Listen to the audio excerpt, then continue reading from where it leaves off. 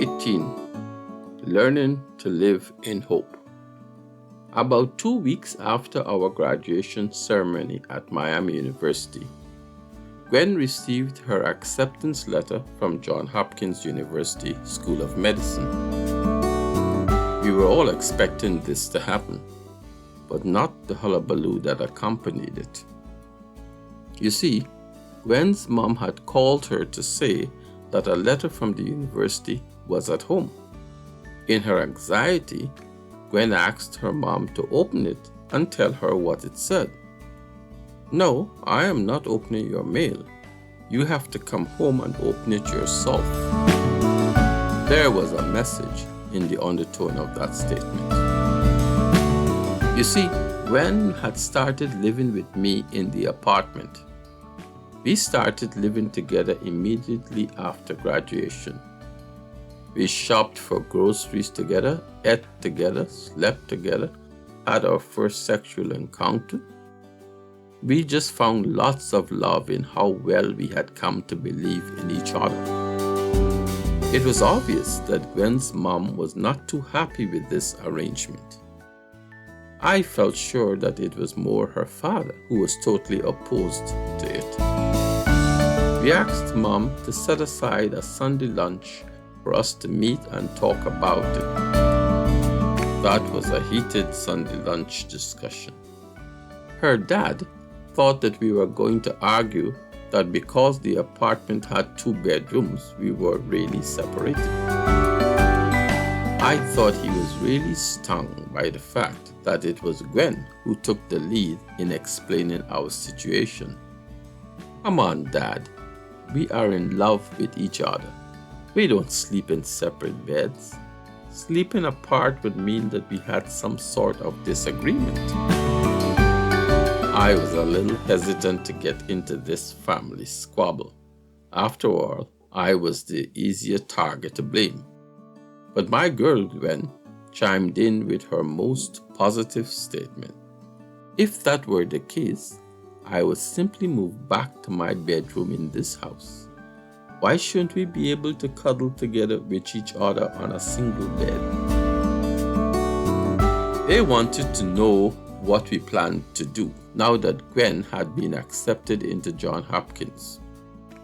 Maybe the idea of us living together outside of Oxford was more palatable. I think that they were more excited to have their daughter pursuing her medical career at one of the best universities in the USA. We were not thinking about getting married or anything like that. It was strange that having gone through a lot to find love in each other, we were in no hurry to seal our friendship with a legal contract. I took the lead in explaining to the parents that I was still awaiting my acceptance at Georgetown University Law School.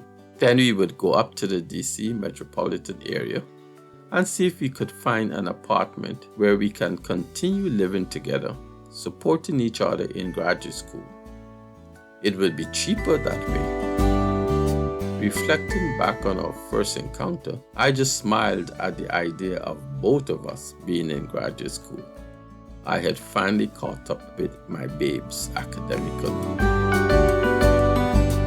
Her mother did not mention it directly, but I felt sure she was thinking, what would Father Chuck have to say about this arrangement?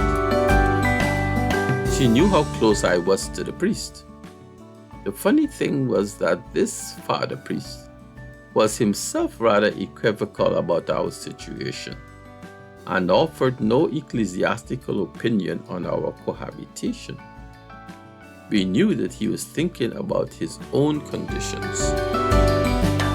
He wanted to visit Malika in Michigan. One day, after our graduation, Father Chuck called Gwen to say that he was traveling to Michigan State University to assist the chaplain at the university, and he was going to be seeing Malika. She was still at the university, working as an assistant teacher in the campus elementary school. This was an experimental school run by the Faculty of Education at Michigan State. He wanted Gwen to send something for her so that he could get an excuse to deliver it to her in person. Gwen knew exactly what she would like, one of Gwen's dresses that Malika just adored. The way Father Charles did his business was ingenious. He would offer himself as a temporary substitute for the chaplain at the Michigan State University, who was a rather older person. I'm not sure whether Chuck was vying to be his replacement.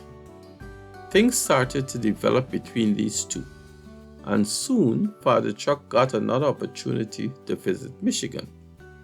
This time, unknown to us, he had driven to Michigan for the July 4th Independence Day holiday to visit with Malika and her mother. I think that is where he proposed to her and they became engaged. To our surprise, upon his return, Father Chuck told us that he wanted to invite Malika to visit him in Oxford and asked if she could stay with myself and Gwen for the week. Gwen was overjoyed to have her stay with us.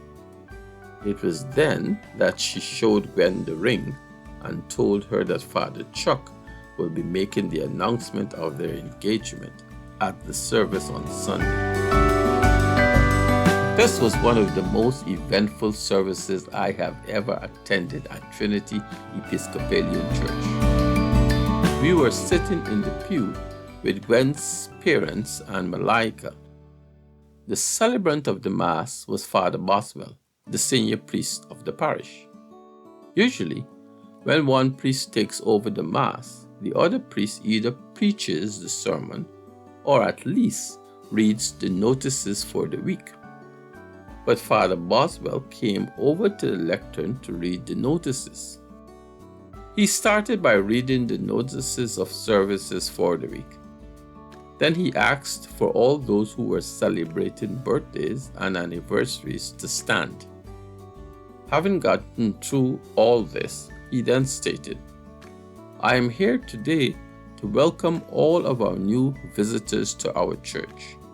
But before I do so, I want to welcome a special guest whom I hope we will all come to know and love." Some murmur could be heard welling up from the pews. Miss Malika Suniati, will you please stand so that we can welcome you into our congregation? I have to make sure that I got the pronunciation right, because Miss Suniati hails from Indonesia. Ladies and gentlemen, please join me in welcoming the fiancé of our own dear Father Charles Barkley. The entire congregation stood up in awe and cheered loudly. One lady behind us was overheard saying, "Thank God he is getting married. But when did he ever go to Indonesia?" They had planned to get married by the end of the summer. In fact, and maybe I should be saying this, but they spent most of their time together in the guest bedroom in our apartment. Gwen had earned a master's degree in biological sciences at my graduation, but she had changed a lot in the last academic year. She was madly in love with the student from Dayton and really wanted us to announce an engagement. It was not that I had resisted doing so at that moment, but rather that my spirituality had started to rub off on her. Gwen became fascinated with how much care and concern I had shown for young Michael Coggill. She would find me sometimes in a trance, gazing into the midair, and would say, "You're thinking about Michael, right?" And indeed, she was right. There were many things that bonded me to both Michaels. It was hope, and it was also faith. We obviously had a common root that allowed all of us to grow in admiration of each other.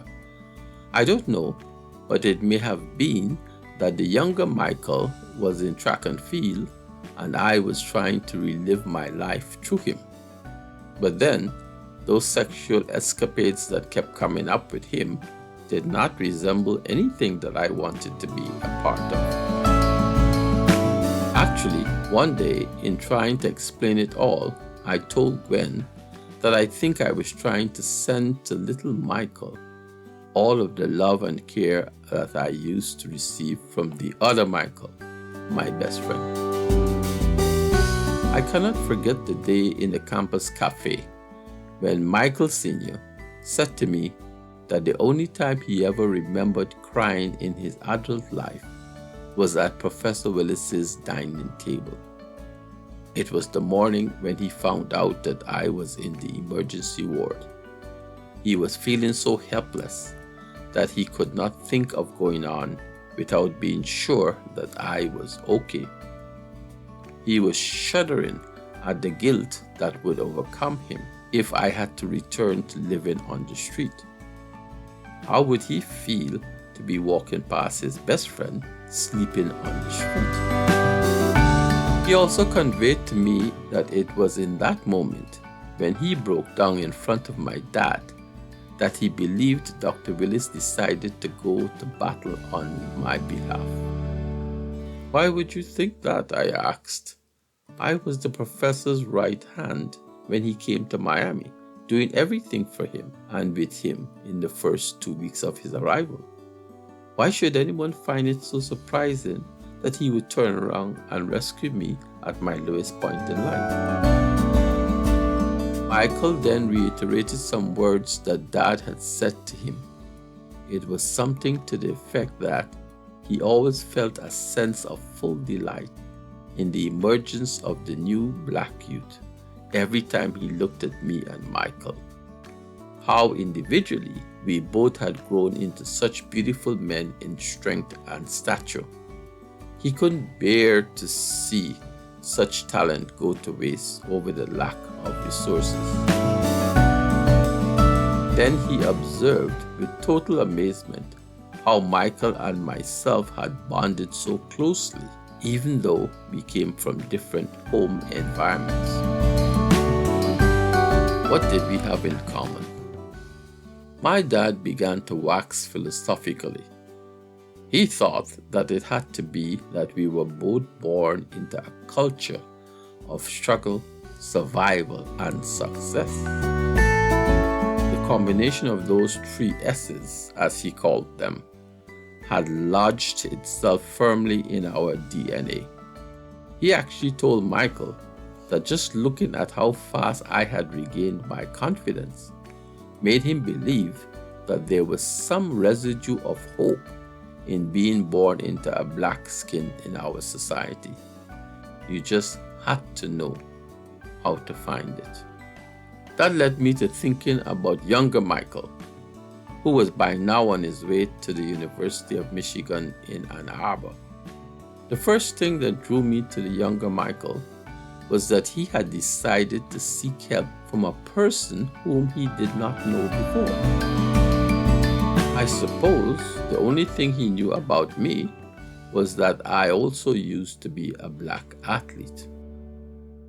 In a farewell note, wishing me and Gwen all the happiness in life and asking that we invite him to our wedding, he made cause to mention that when he saw me driving into the bus station, he fell in love with the idea that his big brother was coming to his rescue. These observations have stuck with me ever since. At first, young Michael thought that his gift of being a black athlete was his passport away from all the adversities of growing up as a black youth in the inner city.